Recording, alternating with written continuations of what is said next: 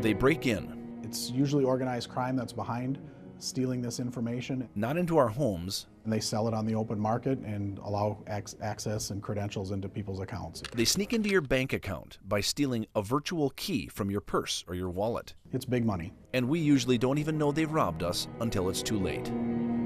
It's a relatively small amount of information, but it's critical information. He's talking about the magnetic stripe on the back of your credit and debit cards, and he should know Mark Lanterman advises credit card companies for a living. Typically, it contains the account number, the name of the consumer, the expiration date of the card. If a criminal gets a hold of that information, they can transfer it to another card, a fake one, and simply go shopping. They keep whatever they buy, but the bill? It goes to whosever information is contained on the magnetic stripe. Target officials told a Senate finance panel that hackers gained access to its computers by going through another firm that does business with Target. Dr. Rick Revore teaches finance at the College of St. Scholastica. He warns all companies to be on the alert. There are two types of financial institutions.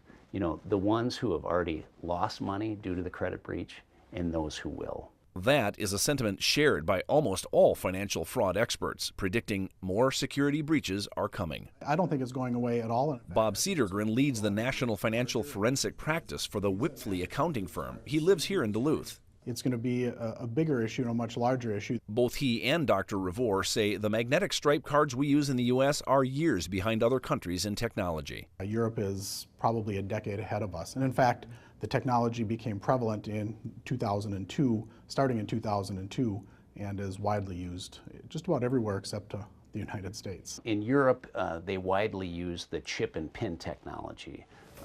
Now, it's unclear if the chip and pin technology would have prevented the breaches that we've seen over the last few months, but it significantly cuts down on fraud. And in fact, not only Europe, but also countries like Kenya and probably some of the lesser developed countries compared to the United States are already using this technology as well. We need to catch up. Now they look pretty much the same, but they certainly are not. Instead of having a magnetic stripe on the outside, the European cards actually have a computer chip embedded inside.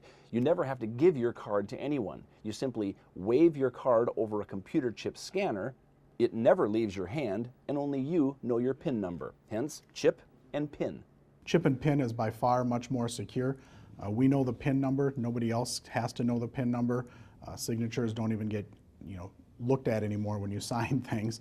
Only a small number of banks in the U.S. have issued cards with chips in them. Plus, retailers from gas stations to grocery stores also have to buy new chip card reading machines.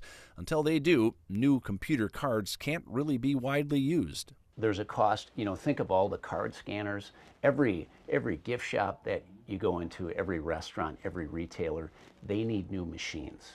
And so there's a significant cost for all of these retailers to upgrade. Small steps are being taken. Minnesota U.S. Senator Amy Klobuchar is pushing for tougher laws on cyber criminals.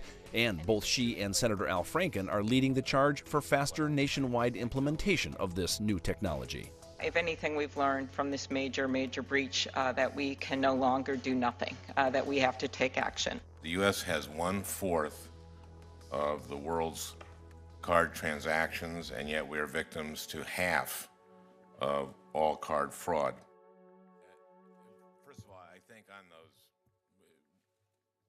Senator Chairman Leahy has a bill that I'm co-sponsor of that